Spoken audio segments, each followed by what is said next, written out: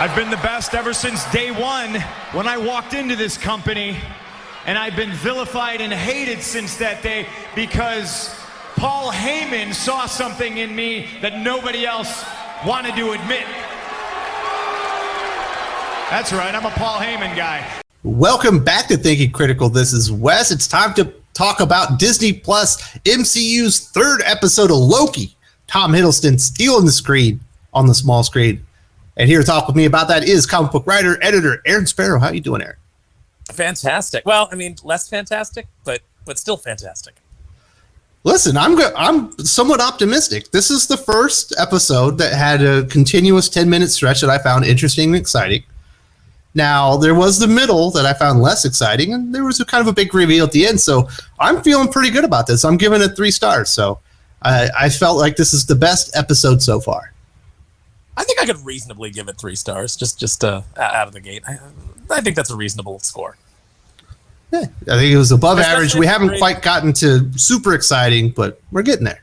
If you're grading on the curve of the first 2 episodes, I think there's things that it does better, and then I think there's areas where it falters in comparison to the first 2. So we'll get into it. Well, first we got to talk about what the entire interwebs are buzzing about.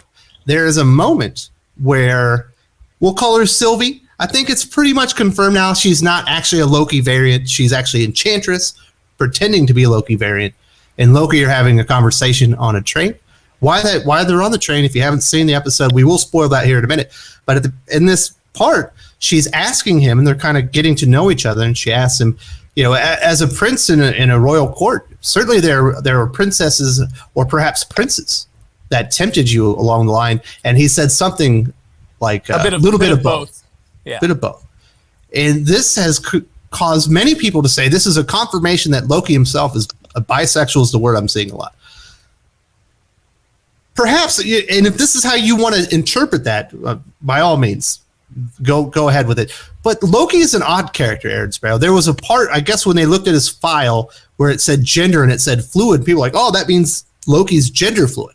I think it means that he's just fluid because Loki can be anything. He doesn't have to be a man or a woman. He could be a horse or a dragon. He could be anything he wants. In fact, and these stories go back thousands of years, in Norse legend, I believe, he turned himself into a horse so he could breed with a stallion and give birth to an 8-legged horse and give it to Odin. That is exactly right. They needed to lure this. The gods needed to basically cheat somebody, and this guy had a mighty stallion. He had been challenged to build, and the stallion was helping him. So they needed Loki to lure the stallion away. So he did it by turning into a mare, luring the stallion away, mating with it, and then giving birth to the 8-legged steed that eventually he gifted to Odin. So yeah, Loki is fluid in ways far beyond our petty imagining of gender fluidity. And it certainly predates anything of the vernacular we're talking about now. This is what I would say about it, Aaron. It's complicated. Yes. It is. Loki's entire being can be boiled down to a relationship status on Facebook. It's complicated. Absolutely. So that's, I guess, the big reveal that people are taking away from it. If you choose to believe that this is confirmation that he's bisexual, and that's your interpretation of Loki, you only know Loki from the Marvel Universe, terrific. But all this stuff kind of predates that. It actually comes out of Norse mythology, and he's always been fluid in the fact that he could be anything. Yes. So we've talked about the big reveal that I guess people are buzzing about. It falls right in line with the character as I know him. And I imagine that's kind of the way you came away from it as well, Aaron? Yeah, it wasn't a big reveal for me. Like, this is something that just I've always generally assumed about the character. I mean, honestly, I think that if you're talking about representation, it would make more sense to make Loki asexual if that's really what you were going for. It just seems that his character thinks upon a different level and isn't particularly interested in love or sex or anything of that nature. So if you wanted to make the character representative, you could have made him representative of a group that's got even less representation in media, which is asexuals. But I don't think that this is what they were going for necessarily. I think that that's just tying into the whole fluidity of his being in general and not necessarily his sexuality. Yeah, but if you're interpreting any other way, by all means, you interpret it how you want to interpret it. That's the way I'm kind of taking it. Now let's get into the episode, Eric, because this thing actually draw your fan art, man. Go for it. Absolutely. This was interesting when the show first started, and the first 2 episodes have been not well paced, in my opinion. I actually had to break out my notes, which I have not had to do so far for this show. It was actually exciting. There were things happening. You know, they're jumping through portals. There's a big fight. It was actually, I was like, this is what I'm talking about. This is what I came to the show for. I was thoroughly entertained by the first 10 minutes of this episode. Yeah, it actually opens with, it opens with a song that I think doesn't really fit. It felt very strange, but then it like transitions into a scene that is taking place kind of like in a Club Med type situation, and the song fades into the background. So you kind of go, oh, okay, I see what they're doing here. And then we get like a very odd exchange between the characters, but then it comes around to like a little reveal of what the we'll just say the Enchantress is after. From the guard that she had kidnapped. We get to see a flashback of that and how she was obtaining the information that she needed. And I actually thought it was kind of clever. I thought, oh, this is interesting. And then we get into an action sequence where she is tearing through the TVA.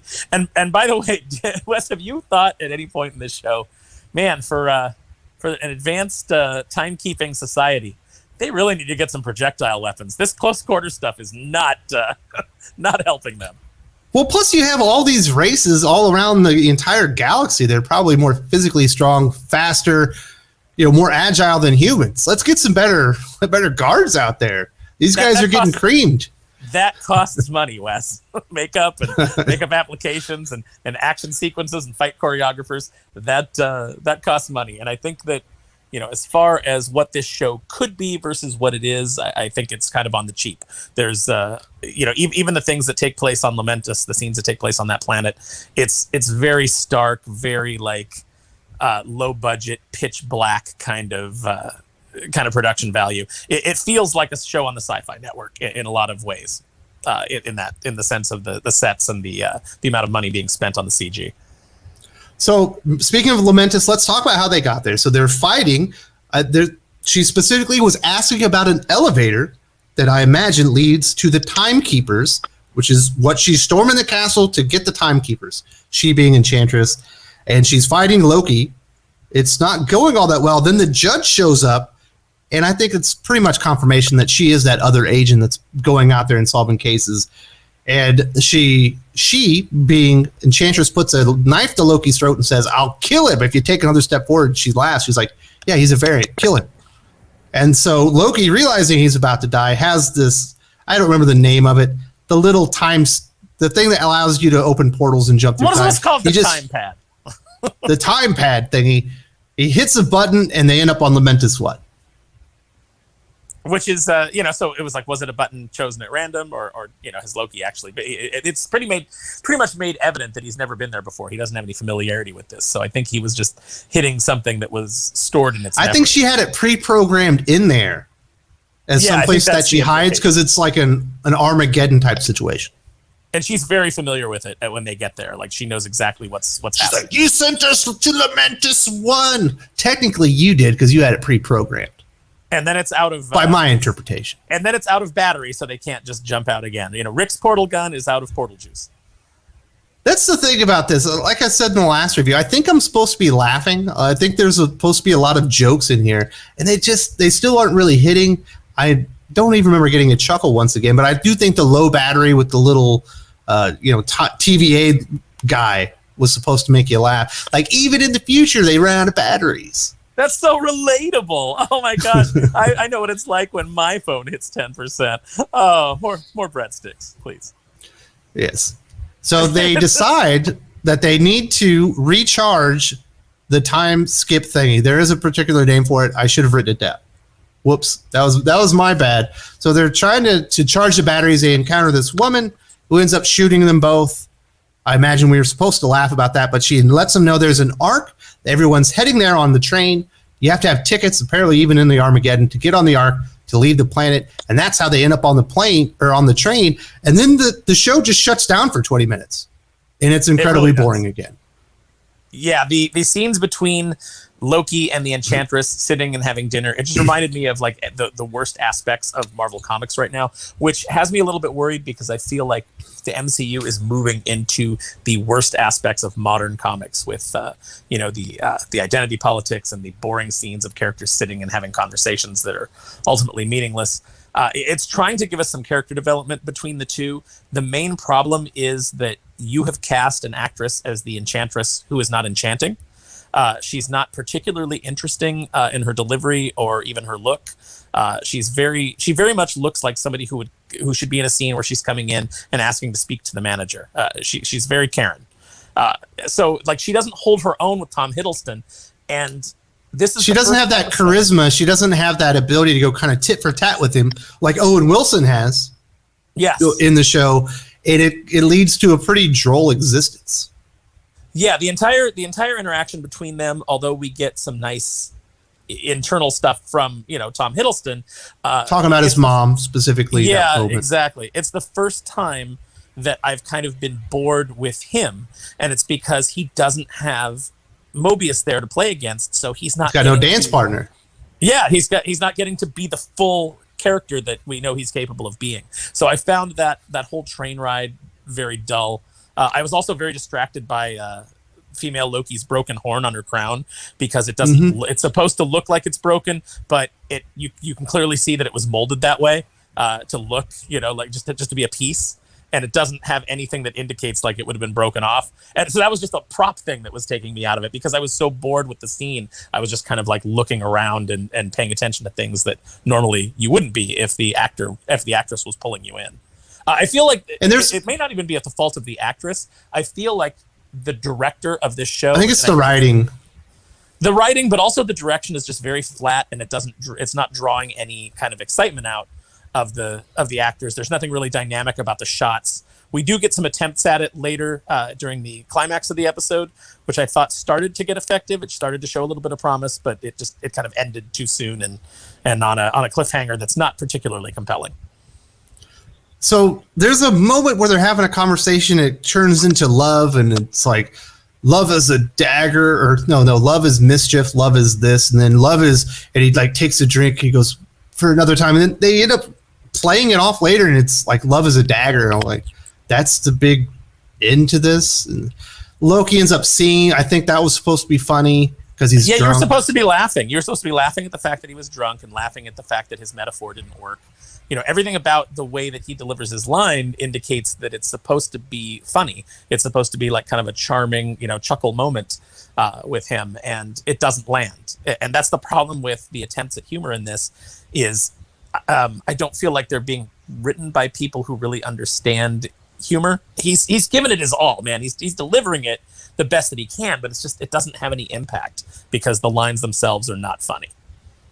So while he's drunk, he takes off his magic to where he just looks like he had before with the variant jacket on, and obviously that tips the guards off that these guys don't have a ticket. They're not supposed to be on the train to the Ark, and they throw him out of a window. And they're just sitting there having a conversation. They decide they're going to go to the Ark, and the way that they're going to survive is that we know this Ark doesn't make it. They're going to make sure the Ark leaves the planet and everyone lives, and they can make it without their time thingy, which is broken during the conflict. So no longer even needs batteries. It's been completely destroyed. It's they'll call it their Nintendo Power Glove, even though it's not. Yes, a glove. Since you can't remember what the piece of technology is called, just call it something. It's the 10 something. I don't remember. 10 cap, something like that.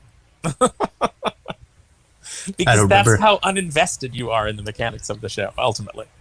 Yeah, because once we get to the train scene, I stopped taking notes. I was like, oh, it's like the other episode. Never mind. I will say one thing about the train scene. We do get to see Loki kick a little ass, which is nice, because we haven't really gotten that in this show. And then they kind of turn him into a clown again. But again, it speaks to the inconsistency of the way this character is treated. Because last episode, he was getting beat up by a redneck in a future Rox Cart department store. And now he's fighting off trained guards that, clearly have some sort of martial arts prowess and training. So it's keeping, and he's drunk at this time. So now he's fighting better drunk than he was sober against multiple enemies who are trained versus against one burly redneck in in a future department store. So yeah, and earlier when he was fighting her, she's clearly a ninja. She's a trained ninja. She's bouncing off walls and knocking all these people out. And when he fights her, he gets her right in a hammerlock and kind of gets in a dominating position. Although, like in that story, he was getting knocked around. You're right; it didn't make any sense. And again, I think it's because we were supposed to be laughing at the fact that he was getting beat up by that big redneck, and comedically getting thrown around. It's supposed to be funny, but it's not. It's you are undercutting this character for comedy that doesn't even land. And that's bothersome. So then, so Loki's kicking ass, but then the guards grab him and they just toss him out the window and he's a clown again. And then, they have an argument and he's made to look like a clown. And it's just like, what? Then we get the big reveal here, Aaron. We get the big reveal. They decide they're going to go to the Ark and they're going to make sure it gets off the planet. And then they're talking about the I think they're called the Minutemen, that she had kept prisoner. And she was remembering a memory of hers when she was back on Earth. And Loki's like, listen, I've talked to the TVA. The TVA are created in that facility. She was never on Earth. And she's like, no, she's a variant. And we finally get this big reveal that the entire TVA is made of variants from other worlds. I thought it was a good reveal. It's cool. I think they're called Minute Persons. Oh. But no, you're right. This is the reveal that we get that I was kind of hoping we would get within this show, and which is why when people were saying like it's completely undone everything about the MCU, and I was like, it seems that way, but I don't think that you're assuming that the information that we're being given from the TVA is the truth, and I don't think that it necessarily is. And now we're starting to see that these are variants that have been plucked from the time stream and pressed into. And they've all been lied to themselves. Yes, and their memories have been suppressed, and they've been fed propaganda and lies. So they've been brainwashed essentially, which means that. We're going to see Mobius on that jet ski. It's going to happen. He's likely a variant from like the 90s on Earth. But it was a good bit of storytelling where they took that opening scene, explained why she's going for this elevator because it has to do with the timekeepers, but also explains why she understands that this person came from Earth and tied it together. So I will give them that. That was good writing and direction. Yes, it was. And it was the high point of this episode, and it's what gives me hope for the last three, because so far we're at the halfway point now, because half the show is over, and I don't feel like we have gotten, it's the first time we've ever gotten to any kind of like interesting idea. Everything up until now has kind of felt like somebody watched The Hitchhiker's Guide to the Galaxy or read the Cliff Notes on it and is trying to, do a Loki show based around those kind of wacky concepts. And so now I think we've finally hit something that might be interesting if they can deliver in the last three episodes. So we get to the very last action scene and they're coming up to the Ark. They've hoofed it into the city and everything's kind of being destroyed. We're coming up on Armageddon. I don't know. It doesn't feel like these stakes should have affected Loki and Enchantress like this. It feels like they pretty easily should have been able to get themselves on the Ark if that's really what they wanted to. Obviously, the Ark ends up exploding and never takes off.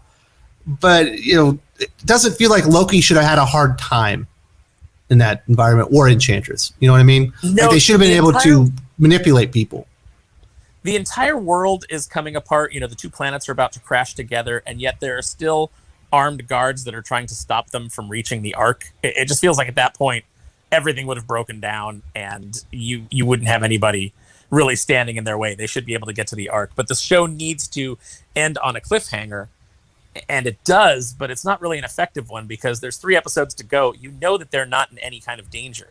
So them being trapped... My assumption is Mobius is going to find him and bring him back. Yeah, that's exactly it. So I think that ending it there was not the best place to end it. You should have just gotten past that and then gotten them back to like whatever the transition to the next episode is going to be, because I didn't feel like it was effective. It's like stabbing the main character of a book on the next page when there's 4 more issues of solicitations out there. The character's not dead. They're not going to be killed by this stab. So it's kind of a meaningless cliffhanger. Are you surprised that it appears that they are positioning Enchantress, female Loki, whatever you want to call her, as a co-hero of this story, where maybe she wasn't so bad? No, not at all. I mean, we're moving into the from all reports and kind of like the things that we've seen, we're moving into a very female-oriented time in the Marvel universe. So I don't think that you're going to get a lot of big female villains. I think that you're going to get female anti-heroes and more female heroes. So that's not surprising to me at all. So me personally, I'm sorry. I do wish that they had cast a more compelling and more attractive actress to be the Enchantress. I would have liked to have seen at least more charming. Yes, definitely more charming. You can you can do a lot. You can do a lot with charm, and you think of Cate Blanchett as Hela in Thor. She was very compelling. She was chewing up the scenery. She was very attractive. She was very evil, but like this, just the charm and the kind of like over the top performance that she gave made her even more attractive as that character. And so I would have liked to have seen. And she didn't melt under the pressure of sitting there with Tom Hiddleston and the guy that plays Thor. How have I forgot his name? Chris Hemsworth. Yes, I almost want to say Chris Evans. That's Cap. Yeah, she's playing off two charismatic actors, and was able to not only hold her own, but to stand above. And so I wish that they had gotten somebody of that caliber. Now, granted, they're doing the show on the cheap, I feel. So you're not going to get a Cate Blanchett level actress in there, but surely they could have found somebody who more embodied the Amora that we know, and the more interesting Amora, I think, from the comics. Yeah, so that's the review. I was thoroughly entertained for 10 minutes. I enjoyed the reveal at the end. I thought it was clever. I thought they executed that very well. There's a chunk in the middle, about 20 minutes on a train, that I thought was less than compelling, and it was kind of boring. It didn't feel like there was a lot of chemistry between the two actors, and it felt like such a waste that they developed this great chemistry between Mobius and Loki, which has been the highlight of the entire series until this episode. And there's no Mobius for the entire thing, so that part for me was disappointing. But this is a 3-star episode. It's the best one of the season so far. I agree. I think that it finally has set up the conflict that is going to drive the rest of the show. Hopefully, we get some really good stuff. Like I said, there's only 3 episodes to go, and they got a lot of things to deal with. We've got to find out who the timekeepers are, if they even exist, or if this is all just being set up by the judge, and then of course who the judge is, if it's anybody, or if it's just a character that has been made up for this show. We kind of got to find out what's going on. So at least by the 3rd episode, they've set up the mystery that we were kind of hoping would happen, which is this is a big pack of lies, and who are these people? And show yourself, Kang. We can only hope, but you know what? I'm not big on expecting us to get any reveals. This is a much scaled down MCU that we're getting on Disney Plus. You're not allowed to have Doctor Strange show up because you can't have the main characters. And I agree with the decision from the point of you don't want the main character's thunder stolen in their own show. And that's kind of where Loki is struggling, is because in a lot of ways his thunder is being stolen by this female Loki, who is actually the Enchantress. So that's a little bit of a problem.